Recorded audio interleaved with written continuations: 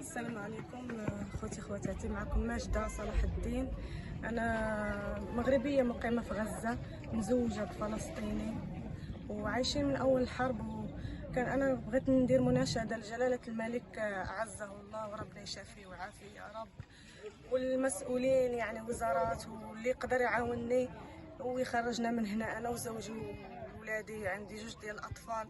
كما راكم كتشوفوا الوضع ديالنا وكتسمعوا علينا، ولكن حنا اللي عايشين كتر وعايشين ظروف صعيبه بزاف، خاصه على اللي يعني غريب يعني وما متعودش على الوضع على العيشه هنايا كما كتشوفوا.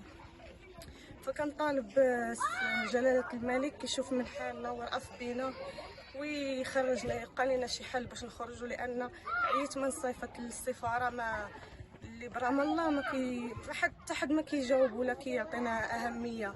يعني كنبقى نصوني شحال من مره ما كيجاوبوش. في حاله مره اللي جاوبوا قال لك ما الساعه ما كاين حتى شي حد اللي يخرج ولا اللي يدخل، المعبر مسكر. وبغيتكم تعاونونا وتشوفوا معاه من حالنا.